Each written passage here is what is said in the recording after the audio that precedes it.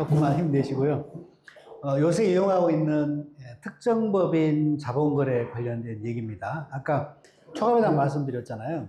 그것처럼 지금 이제 세법상 문제없는, 그러니까 부를 합법적으로 이전할 수 있는 문제없는 그런 거래 유형 중에 하나입니다. 그래서 기회가 되면 적극 좀 활용하시고 업체 안내 좀 드리면 어떨까 싶은 그런 내용입니다.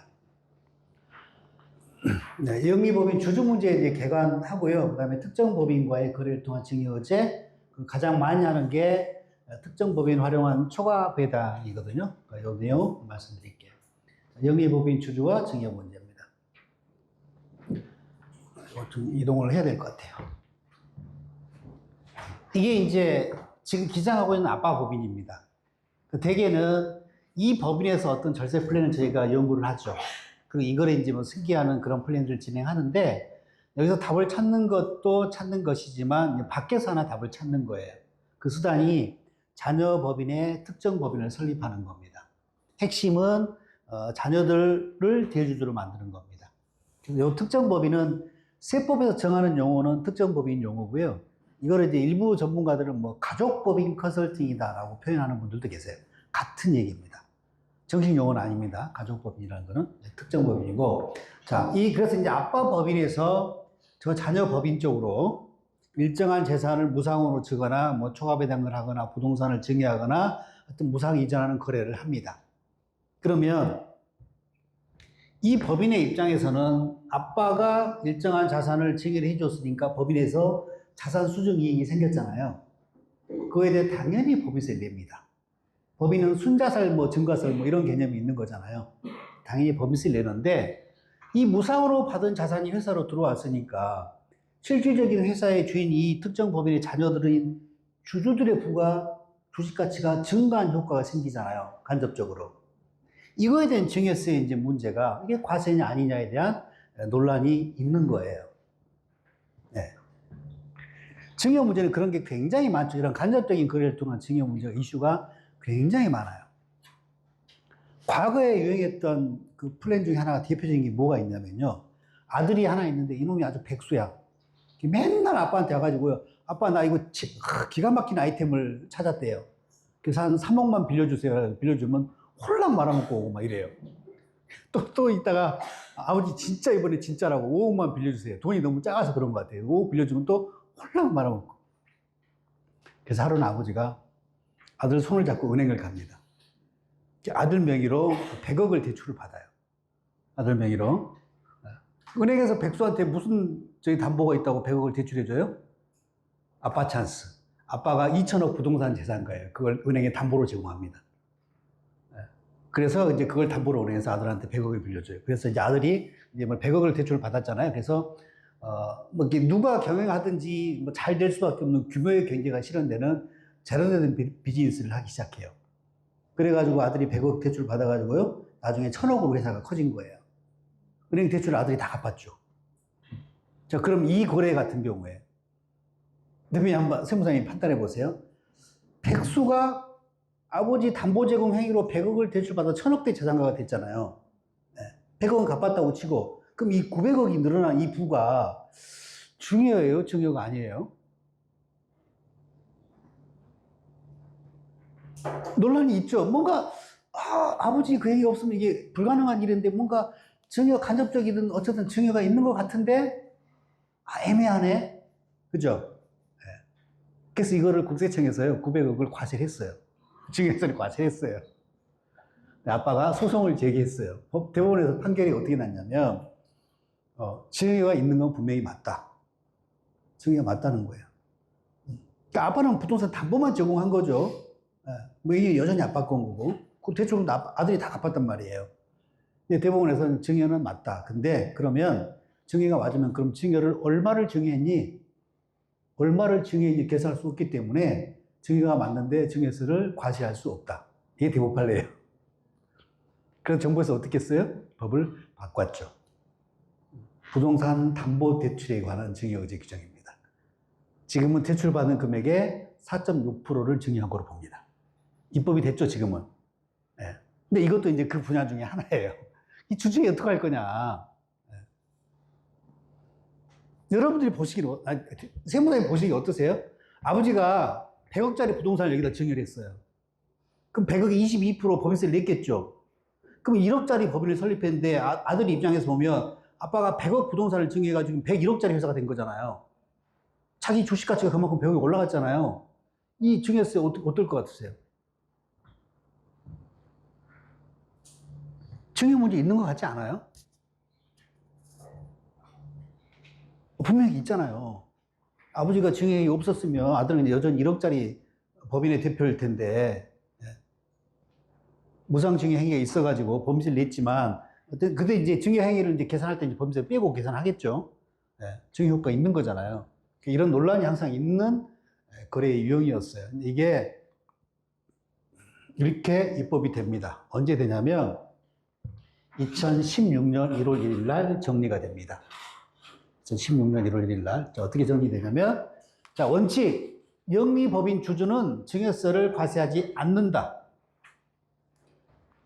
원칙, 이 주주들은요, 법인세 냈잖아요. 증여세 과세 안 할게. 원칙. 그러니까 원칙이 있으니까 예외 있을 거 아니에요. 니네한테 증여세를 과세한 예외가 있는데 그 예외는 뭐냐면, 이 거래일 때 증여세를 과세할 거야 라는 거예요.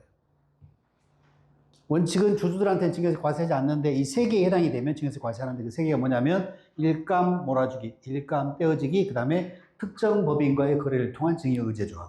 여기 해당되면 주주들한테 증여세 과세한다는 거예요. 그래서 요거는 이제 대기업들 제재하기 위한 거니까 빼고 우리 일반 비상장 기업은요, 여기 특정 법인과 거래 있잖아요. 여기 다 몰려 있어요. 여기 해당하는 과세권에 해당이 되면 주주들한테 증여세가 과세돼요, 이제.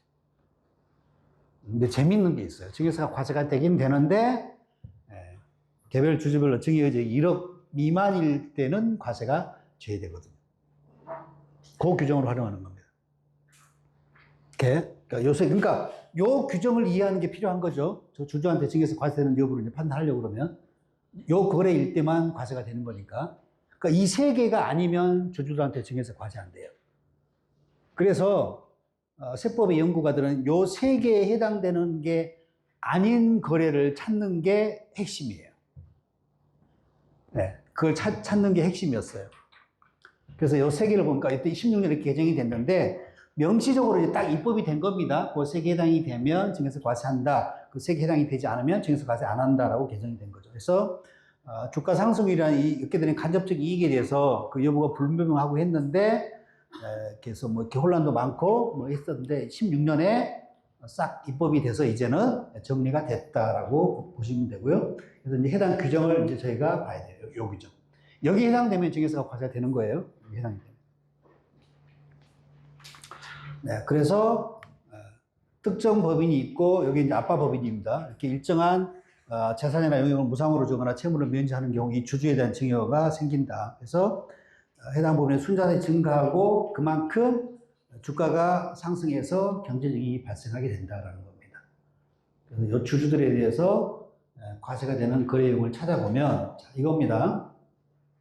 이게 지금 아버지 법인이고요. 그 다음에 이게 자녀 법인입니다. 핵심이 균등 비율로 지분 구조를 설계하는 게 핵심입니다. 균등 지분 구조로. 자, 그런 다음에 지금 우리가 얘기하는 이제 배당 소득 관련된 아버지 회사에서 저 자녀 법인 쪽으로 배당을 주려고 하면 초과 배당을 하겠지만 배당을 주려고 하면 저 자녀 법인이 아빠 회사의 주주가 돼야 되죠. 그래서 주주를 만들어야 돼요. 1%를 만들기도 하고 수입배당금 입금불산이 규정 적용하기 위해서 20%를 넘게 주주를 만들기도 하고 그렇습니다. 어쨌든 주주를 만들기만 하면 돼요. 그래서 1% 주주를 만듭니다. 그래서 저 법인을 아빠 법인의 주주를 만드는 방법은 아버지가 가지고 있는 주식을 저쪽에 양도할 수도 있고요. 아까 가지입금 상환 대안으로 이것도 쓸 수 있다고 그랬죠. 지금 주가가 높기 때문에 뭐 1% 아니라 3, 4% 정도 저쪽으로 하게 되면 몇 억을 대가를 받게 될 수도 있죠. 양도를 할 수 있는 방법이 있고 아버지 가진 주식을 1%를 저 법인에 증여할 수도 있는 거고요.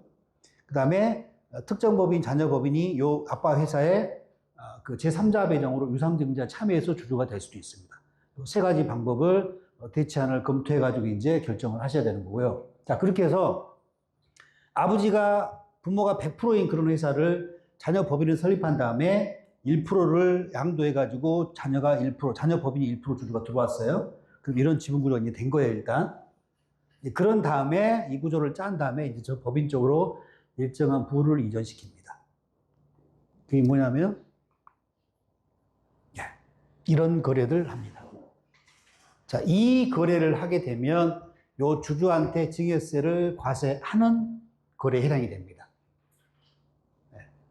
여기에 보시면 불긋는 감자 초과배당 자본거래통 이익분여 2025년 올해 개정된 사항입니다. 그러니까 작년 요맘때는요, 요 기계 여기 있었어요, 없었어요, 생각에? 없었어요. 요거만 있었어요. 요거만. 자, 보세요. 이 지분구조를 짰잖아요. 작년에 있었던 일입니다, 작년에. 부모 법인 주식 99%를요, 액면 감자합니다. 액면 감자. 시가 예를 들면 10만원짜리를 주당 만원이라고 그러면 만원에 감자하는 거예요. 그럼 아버지가 감자 대가 만원을 받고 본인 취득가액이 액면이었으니까 만원을 공제하면 빵원이나 의제배당은 빵원이죠. 의제배당 빵원이잖아요. 근데 이제 그러면 시가 10만원짜리 액면 감자 했으니까 부당하게 이익을 보는 사람이 누구예요? 얘죠. 시가와 차익에 입금 잔입합니다. 누구예요? 법인이죠. 법인세 20% 됩니다. 자, 그럼 그 거래를 하게 되면 이 주주 명부가 어떻게 바뀌어요? 90% 아버지, 엄마가 가지고 있는 99% 액면 감자에서 소각해서 없어졌잖아요. 주주 명부가 어떻게 바뀌어요? 지분 구조가. 자녀 법인 100%로 바뀌는 거예요. 마술이 일어납니다. 액면 감자 거래 한 번으로. 이게 몇백억짜리 아빠 회사가요, 자녀 법인거로 바뀌는 거예요. 법인세 한 번 내고. 네. 그럼 이 법인이 법인세 냈잖아요. 그럼 이 주주들한테 증여세 과세하는지를 판단해 보세요. 작년에는 이게 안 들어와 있었단 말이에요. 여기 이 거래에 해당되는지 보세요. 지금 아빠 법인, 아빠 99%를 액면 감자한 게 여기 거래에 해당되는지 한번 보세요. 아빠 법인 거 감자한 거예요? 재산 또는 영역을 무상으로 제공했나요, 저쪽에? 없죠. 재산 또는 영역을 과천 현재 낮은 대가로 양도하거나 했나요? 없죠. 이것도 아니고. 해당 법인의 채무를 면제했나요? 저쪽 법인의 채무 면제한 적 있어요, 아빠 회사에서? 없어요. 시가보다 낮은 가액으로 현물 출자했나요? 없어요. 주주한테 증여세 과세 못한다는 해석을 하는 사람이 있고요.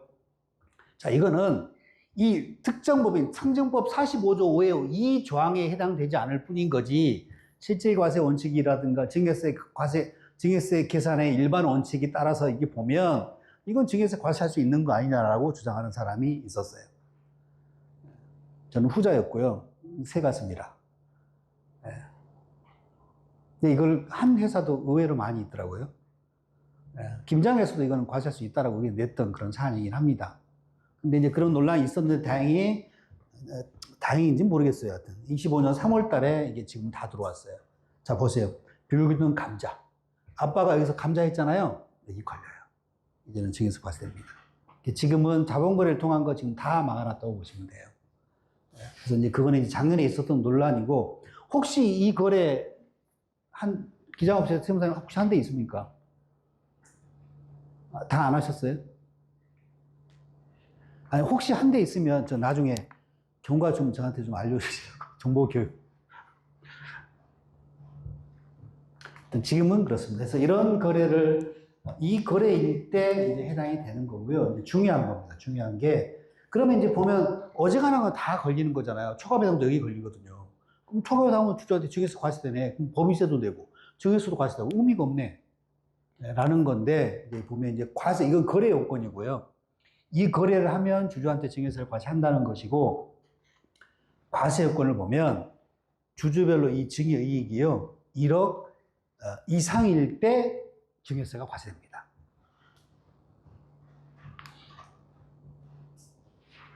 주주별로 증여의제이익이. 네. 만약에요, 아빠 법인에서요, 3억짜리 부동산을, 저 지분구조일 때 3억짜리 부동산을 자녀 법인한테 증여했어요. 그러면 3억에 대해서 법인세 22% 법인세 내겠죠. 주주한테 증여세 과세되는데 이 거래에 해당이 되죠. 근데 요거 계산해 봐야 되죠. 3억 곱하기 법인세 빼고 34% 하면 1억 넘어요, 안 넘어요? 1억 안 넘죠. 둘째 자녀도 안 넘죠. 법인세가 공제되니까. 증여 의제 이익이 3억 받은 거에서 법인세를 빼야 되잖아요. 법인세 내고 이중과세 조정. 법인세 뺀 금액에 본인 지분율 곱한 금액이 1억이 넘어가야 증여세가 과세되는 거예요. 그러니까 1인당 1억이라고 말씀드리는 거예요. 자녀가 6명이면요. 6억씩 보냅니다. 자, 그리고 한 가지 포인트. 이 증여 의제액이 1억, 이거는요, 이 호별로 판단합니다. 아버지 개인 부동산 무상으로 보내는 거 가능하고요. 요 자본거래 있죠? 아버지 회사 주주 만들어도 매년 초과배당 하는 거 가능하고요. 채무를 면제하는 거 가능하고요. 그러니까 이걸 한꺼번에 다 동원하잖아요. 그러면 자녀가 많으면요, 막 몇십억씩 보낼 수 있는 거예요. 부동산 증여, 가수금 빌려줘가지고 면제, 초과배당, 이렇게. 대단하지 않습니까? 네. 근데 이제 이게 이제 리스크가 이제 뭐냐면, 상증형 34조 5항이 있잖아요. 우리 이제 증여의제 조항 보면, 그 증여의제액이 1,000만 원 이상일 때 증여세 과세하고, 1억 이상일 때 과세하고, 이렇게 두 가지 유형으로 나뉘거든요. 이건 1억 이상짜리예요. 1억 이상짜리. 가수금도 무이자로 빌려주는 게 21억까지 빌려줄 수 있잖아요. 그것도 1억 이상 때문에 그래요. 근데 이제 만약에 법이 이게 1억이 아니라 1,000만 원으로 바뀐다. 그러면 의미가 없죠. 자녀가 한 100명은 돼야 돼, 그러면. 의미가 있으려면. 아직은 1억이기 때문에 저거 언제 바뀔지 모르지만, 혹시 실행 가능한 그런 회사가 있다고 그러면, 이거 적극 권유해서 한번 이용하십시오. 그래서 몇 억은 매년 보낼 수 있는 그런 구조를 저희가 만들 수 있습니다. 그래서 제가 하고 있는, 지금 이제 회장님과 하고 있는 게 요게 법인이 2개예요. 6명짜리, 3명짜리 해가지고 초과배당으로 매년 9억씩 보냅니다. 자녀 특정법이 1에 6억, 이쪽에 3억에서 9억씩. 이것도 10년 해보세요. 9억씩 10년 보내면 90억 보내는 거예요. 90억. 네. 그리고 이제 보내고 이제 근데 이게 이제 요게 올해 들어왔잖아요. 지금 이제 오늘 초과배당에 대한 말씀을 드릴 건데 신고할 때 주의하셔야 돼요. 요게 이제 올해 들어왔고 이후 거래분부터 적용이거든요. 초과배당이 여기 들어가요. 여기 보면 균등하지 않은 조건으로 배당자를 받는 거래해가지고 여기에 이게 다본거래가 다 걸려요. 여기에 이 시행령 규정이에요. 그래서 여기 보시면 요 불균등 감자 초과배당 등 요 자본거래 있잖아요. 거기 아까 보셨던 거기 다 걸려요. 그러니까 초과배당 여기 걸리거든요. 근데 이때 이후에 거래예요. 근데 이제 문제가 작년에 초과배당을 만약에 한 기업이 있다라고 하면 그때는 요걸로 봐가지고 증여세가 과세되는 거래였어요. 근데 이제 올해 요때 이후는 초과배당 여기 걸리는 거잖아요. 여기에. 근데 이제 지금 1년이 안 됐는데 지금 만약에 아빠 부동산을 무상으로 준다 하라고 하면 작년에 초과배당 한 거 여기 걸리고 올해 부동산 무상 중에 여기 걸리게 되잖아요. 그럼 두 개 합쳐서 1억 판단해야 돼요. 1년 이내 거래 또 합산하게 돼 있거든요. 1년 이내 거래. 여기에 이제 신분적 이슈가 하나 생겨요. 그래서 내년 이제 3월 14일이니까 이게 실제 시행령 5월 며칠? 5월 7일인가? 5월 7일. 5월 7일 이후 거래부터. 이게 시행령이 최종 확정된 게 이때거든요. 공포된 게. 그래서 이때부터. 여기 보면 합병, 증자, 감자, 현물출자, 전환사채, 초과배당, 포괄적 교환, 무서운 거. 1호부터 7호까지 거래에 준하는 거래 다 걸립니다. 주식 활용한 자본거래 하면 다 걸린다고 보시면 돼요. 그래서 이걸 한 장으로 읽어보시면 이렇게 됩니다. 이거를 적극 활용하셨으면 활용할 기회가 되면 많이 활용하세요.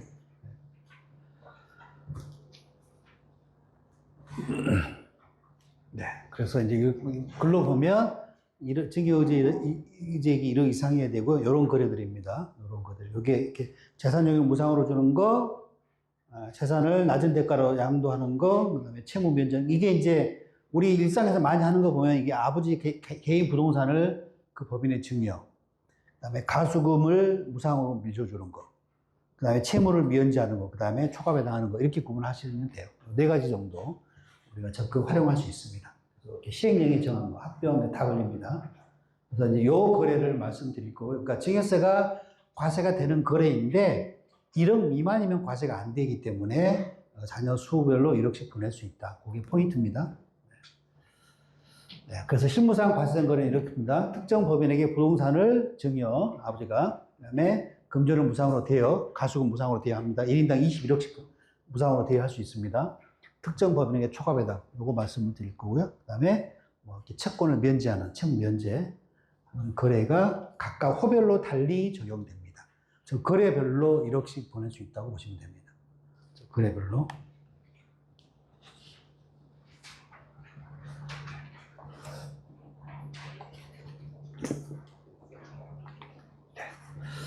그래서 특정 법인 지배 중요지 1억 이상일 때 과세되고요. 그러니까 1억 미만이면 과세하지 않습니다. 각각의 거래에 따른 이익별로 이건 법에도 나와 있어요. 그 호별로 계산한다고 법령에도 나와 있습니다.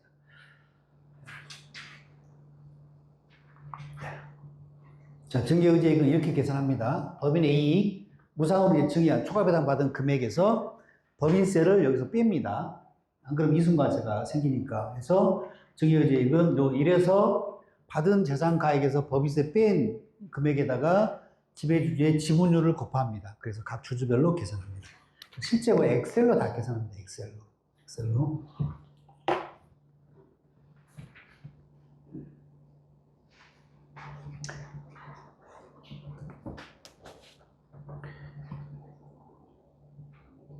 카페, 선생님 이거 실무자분들 진짜 보물창고예요. 저 생긴 이익 아무것도 없어요. 특정 법인 여기 메뉴 보시면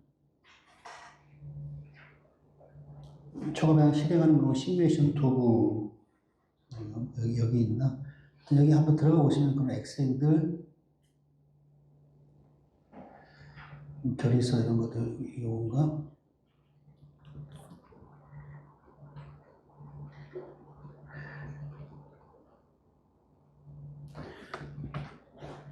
관리 잘 하셔야 돼요. 그러니까 1억에서 1원이라도 초과되면 증여세 과세되거든요. 1억 넘는 것만 뭐 하고 그러지 않습니다. 이게 이제 합산 대상, 증여 1년 이내에 이제 합산이기 때문에 합산 대상 이거 파악해야 되고요. 이게 이제 주주별로, 여기 이제 현재 주주고 일부 포기해가지고 자녀 법인 쪽으로 2개 보내고 증여이익 계산은 요게 이제 1억이 안 되게끔. 아닌데? 여기 아닌데? 네, 요게 그겁니다. 네, 요게 이제 초과배당 금액이 이 금액이잖아요. 아이고, 가렸구나. 그 다음에 이거 법인세 상당을 계산하고요. 예, 여기서 법인세 상당을 뺀, 요 금액을 특정 법인 이익으로 보고요. 예, 주주별로 이렇게 지분율을 곱해가지고 증여자산가액 이렇게 다 산정합니다. 그럼 1년 이내 금액이 있으면 요거 합산해야 되고요. 그래서 이게 1억 미만, 합산 증여지, 요게 1억 미만 되게 시뮬레이션을 하시면 됩니다. 그래서 조금 여유있게 한 거죠. 7,800점 돼가지고 이런 식으로 이렇게 합니다. 그래서 1억 넘어가면 안 되기 때문에 요거 관리 잘 하셔가지고 시뮬레이션을 하시면 돼요.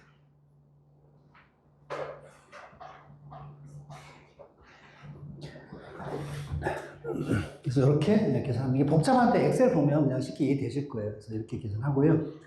1억 이상의 한정 종이하고 소급 1년 이내 거래 합산합니다. 그래서 그 관리 이런 거 잘 하셔야 되니까 초과배당 같은 거 하는 경우에는 결의일이 아니고 배당금 지급일 기준입니다. 그래서 결의일로 잘못 판단하면 1년 안에 걸쳐 있을 수도 있어요. 그래서 그 지급일 꼭 실무적으로 확인하시고 그 다음 할 때는 그 1년 지난 다음에 다시 결의하고 이런 절차로 하셔야 됩니다. 판단 잘못하면 합산, 누락 이런 문제가 생길 수 있습니다. 그래서 이렇게 계산하시고 관련 사례입니다. 이거는 일로 보여드리려고 아버지가 특정 법인의 11억짜리 부동산을 증여한 거래를 사례로 뽑았습니다. 주주현황 보면 아버지도 30%, 자녀 1이 65%, 자녀 2가 5% 이렇게 해놓은 거예요. 그러니까 실제 하실 때는 아버지는 빠지고요. 자녀들 균등 비율로 설계를 하셔야 됩니다. 요거는 이제 과세는 효과 보여주려고 제가 이렇게 그냥 그 사례를 만든 겁니다, 세무사님. 그리고 이제 아버지가 일반적으로 빠지는 거지만 자녀들이 정상적으로 단독으로 사업을 운영하는 게 모양새가 영 아니다. 뭐 애들 너무 어린 자녀만 있다 그러면 아버지가 일부 지분 좀 들어가야 되는 경우도 있겠죠. 그렇죠? 그럴 때 아버지가 뭐 한 10%, 20%만 들어가고 그때는 대표를 아빠가 해야 되죠. 애들이 어떻게 대표를 합니까? 이게 실체 있는 법인 형태로 우리가 이제 모양새를 짜려고 그러면 그런 구조를 짜야 될 테고, 실제 이제 자녀가 성년이고 뭐 비즈니스한 경험도 있고 그러면 자녀들을 온전히 지분 구조해가지고 그 중에 한 사람이 대표해서 맡거나 그러면 되죠. 그래서 아버지가 자녀 법인에다가 부동산 11억짜리를 증여합니다. 지분 구조 이렇게 되고요. 법인세 1억 가정합니다. 그러면 특정 법인의 이익은 10억입니다. 11억짜리 무상으로 받은 거에서 법인세 1억 뺀 10억을 증여받은 거로 보는 거죠. 그리고 이제 개별 주주별로 주분율을 곱해가지고 가액을 산정합니다. 자, 아버지 30%, 10억에 30% 3억을 증여받은 거 보니까 증여세 과세가 되는데, 누가 증여했죠? 저 부동산을? 아버지 본인이 했죠. 자기 증여세 과세 제외. 네. 그러니까 이제 이게 이제 활용하면, 좀 이따 말씀드릴게요. 그 다음에 자녀 65% 자녀는 10억에서 65, 앞으로 6억 5천을 증여받은 거로 보니까 1억 넘었잖아요. 증여세 과세합니다. 둘째 자녀는 5% 하니까 5천이죠. 1억 안 됐죠? 과세 제외. 이렇게. 그래서 이제 이게 효율적으로 이렇게 관리가 되려면 각 주주가 지분 균등 비율로 설계하는 게 필요합니다. 그래서 1인당 1억씩 보낼 수 있습니다. 네.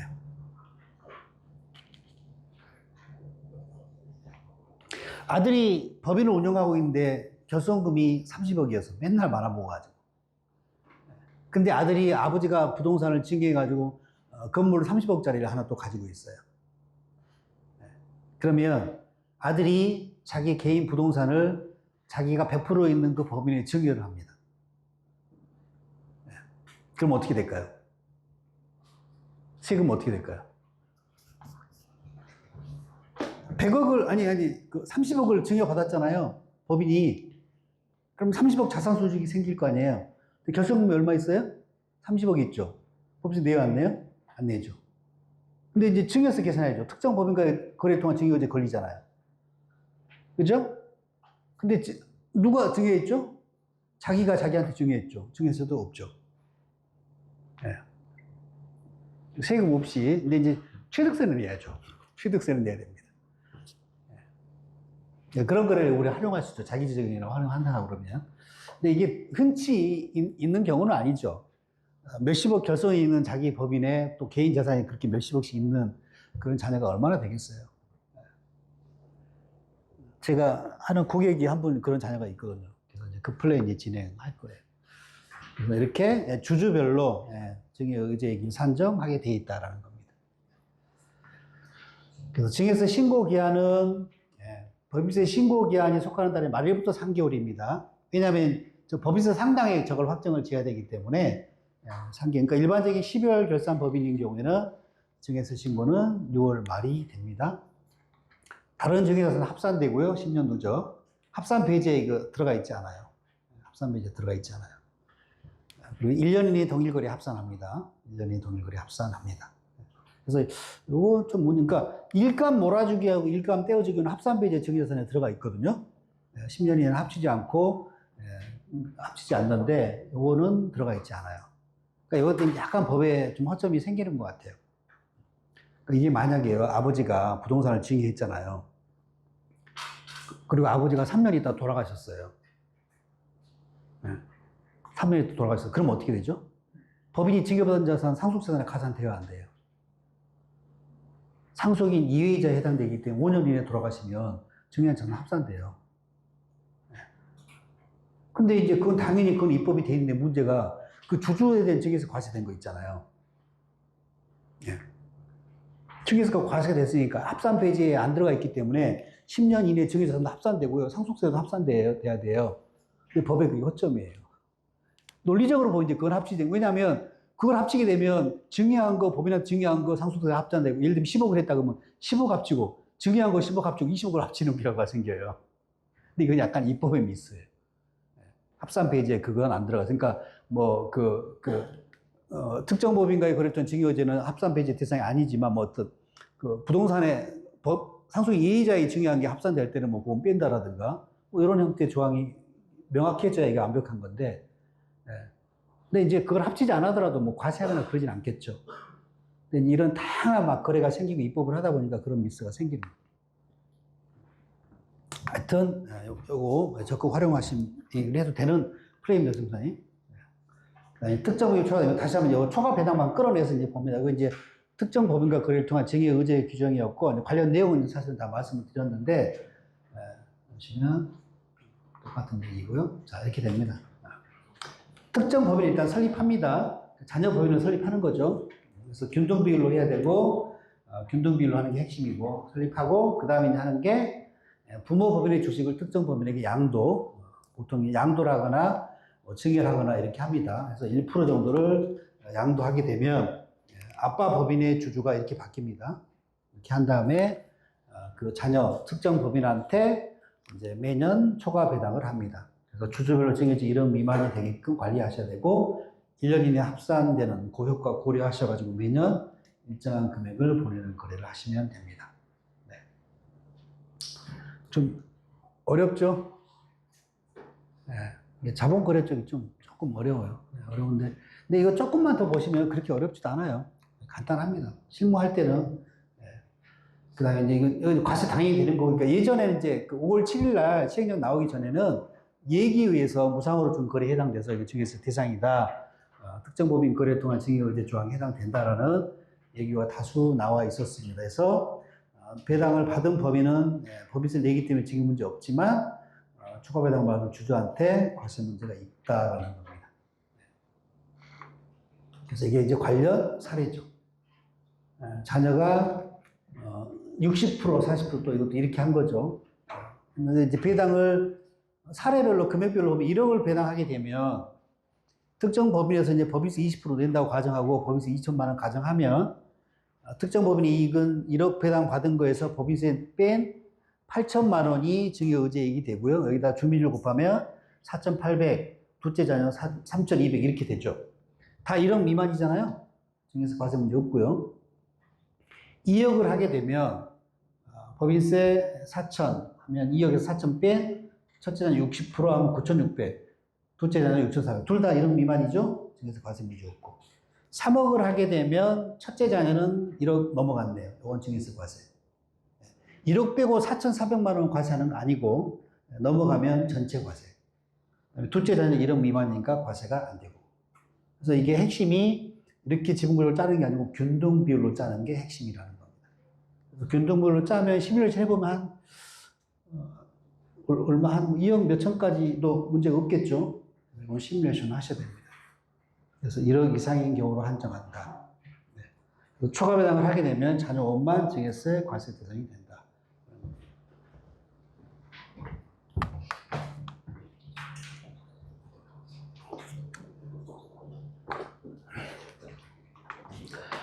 네, 그다음 배당을 하실 때 실무 유의사항입니다. 아까 보셨던 얘기고, 네, 그다음에 결산 배당이 있고 중간 배당이 있죠. 결산 배당은 3월 달에 하는 겁니다. 주총에 1회 하는 거고요. 중간 배당 이사회 결의로 하는 거고요. 만약 이사회 구성이 안 돼 있으면 주총 결의로 하셔야 됩니다. 네. 지급식이 똑같고요. 배당 한도는요. 중간 배당 할 때는 지금 9월 달에 중간 배당 하면 9월까지 가계산 하지 않습니다. 직전 연말 기준 배당 가능 이익 기준으로 하면 됩니다. 따로 계산하지 않으셔도 됩니다. 직전 연도 기준으로 하면 됩니다. 그 다음에 중간 배당 하실 때는 정관에 우리 정관할 때 보셨잖아요. 중간 배당 할 수 있다는 정관 규정이 있어야 합니다. 그래서 그거 일단 규정 확인하시고 370쪽 교재 페이지인가요?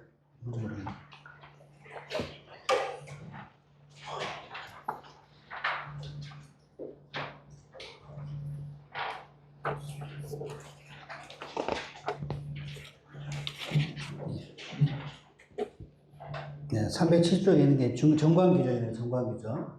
정관 규정 370쪽 보시면 영업노 중 1회 하나 이사의 결의로 배당을 할 수 있다. 이 조항이 이제 정관에 기재가 돼 있어야 된다는 겁니다.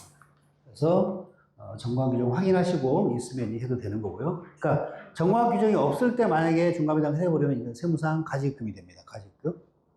가지급 처분을 받을 수 있기 때문에 결의하시고요. 여기 들어가 있네. 이렇게 이거 세무상 이거 잘 보세요. 중간 배당 하는데 일정한 날을 정하여라고 되어 있잖아요. 이게 이제 그 배당 기준일 관련된 얘기거든요. 우리가 3월 달에 정기주청할 때 배당을 하게 되면 주주는 어떤 날 기준 주주로 한테 배당을 하나요? 3월에 할 때는 딱 법에 이건 픽스돼 있잖아요. 작년 12월 말 주주 기준. 12월 말 기준으로 주주한테 배당을 하게 돼 있잖아요. 근데 중간 배당은 이런 식으로 정관이 돼 있잖아요. 일정한 날을 정하여 라고 하면 배당 받을 주주를 확정하는 날짜를 정하라는 얘기예요. 실무하실 때 요거 놓치지 않도록 주의하셔야 됩니다. 상법 절차하실 때 정관이 이렇게 돼 있다고. 그러니까 왜냐하면 정관에 이렇게 정할 수도 있어요. 1년에 하나 이사의 결의로 7월 1일자 주주를 기준으로 배당을 한다라고 정관을 정할 수도 있어요. 중간 배당 기준이 기재된 경우, 그러면 주주를 확정하는 공고가 필요가 없어요. 근데 지금 대부분의 회사의 정관은 다 이런 식으로 돼 있어요. 왜냐하면 이거를 배정 기준을 공고 저걸 안 하려고 7월 1일자 기준 주주한테 중간 배당할 수 있다고 정해버리면 또 7월 1일 날 돈 없으면 못 하는 거잖아요. 중간 배당의 특징은 3월 결산 배당 때 배당할 돈이 없어가지고 나중에 하지라고 해서 1년 중 돈이 있을 때 아무 때나 편리할 때 중간 배당 형식으로 하는 배당이 중간 배당인데 이걸 날짜를 또 픽스해버리면 그때 돈 없으면 또 못 하는 거잖아요. 그러니까 날짜를 픽스하지 않아요. 다 이런 식으로 거의 돼 있어요. 일정한 날을 정해가지고 우리가 필요할 때 정하는 거예요. 그래서 이런 형태의 정관은 중간 배당 기준이 없는 경우에 해당되니까 중간 배당 기준일을 별도로 공고하셔야 돼요. 네. 자, 근데 이 공고는요, 총주주 동의로 생략할 수 있어요. 그래서 이 공고가 먼저 일어나서 배당금 받을 주주 확정하고, 그 다음에 배당 결의 따로 하셔야 되는 거예요. 두 개를 하셔야 돼요. 만약에 이 공고 생략하지 않고 공고를 한다라고 하면 정관의 공고 방법대로 공고를 하셔야 돼요. 홈페이지 공고하게 되면 홈페이지에 중간배당 몇 월 며칠자 주주를 기준으로 우리는 중간배당 할 거다라고 공고 띄워야 돼요. 그 다음에 중간배당 결의하면 되는 거예요. 근데 이거를 생략할 수 있다라는 거예요. 그래서 1426쪽부터 29쪽을 한번 보시면 이거 상당히 중요한 얘기인데 꼭 체크해 놓으셔야 돼요. 왜냐하면 제가 지난주에도 그 세무사님들 대상으로 세미나 한 적이 있는데 이거 많이 놓치셨더라고요. 1426쪽. 자, 중간 배당 기준 1426쪽 보시면 이거는 이제 정관에 정한 법부터 공고를 하는 방식이에요. 원칙대로 공고하는 방식. 요 공고문을 정관의 공고 방법대로 만약에 정관에 일간신문에 부산일보에 하게 돼 있다면 부산일보에 공고 띄워야 되는 거예요. 이 공고문을 띄워야 되는 거고, 그 다음에 1427쪽에 있는 게 이제 뭐냐면 기간 단축 동의서 공고 생략하는 관련된 서식입니다. 그래서 공고를 하려고 그러면 1426페이지 공고를 띄워야 되고요. 공고를 안 할 것 같으면 1427페이지 기간 단축 동의서를 모든 주주로부터 받아야 돼요. 그래서 여기 기준일이 기재되어 있죠. 어디 있지? 8월 배정 기준일을 중간에 보면 결의사항 밑에 보시면 기간을 단축해서 배정 기준을 8월 15일로 한다. 그러니까 8월 15일자 기준 주주한테 중간배당을 주는 거예요. 그 결의를 지금 7월 25일 날 합니다. 7월 25일 날. 네. 그래서 다른 서식은 날짜가 없는데 이건 지금 일부러 날짜를 기재해 놨거든요. 이렇게 해서 이제 기간 단축 동의를 하고 그 다음 페이지 보시면 이사의 의사로 중간배당 결의를 합니다. 주당 얼마씩 이렇게.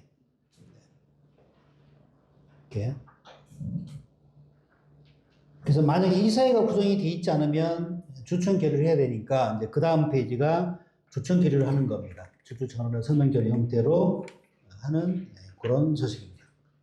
그래서 중요한 거는 기간 단축 동의서가 하나 있고요. 그 다음에 중간 배당 결의하는 서식이 있고 두 개가 세트로 실무 처리가 이루어지셔야 되는 거예요. 근데 실무하실 때 배당 결의만 하고 저 기간 단축 관련된 저걸 안 한 분들이 의외로 많으신 것 같아요. 그거 같이 하셔야 됩니다. 네. 중간 배당 하실 때. 또 괜히 또 뭐 큰 금액 했는데 상법 절차대로 안 했다고 해서 뭐 가지금 처분하면 꼼짝없이 당하는 겁니다, 저희가.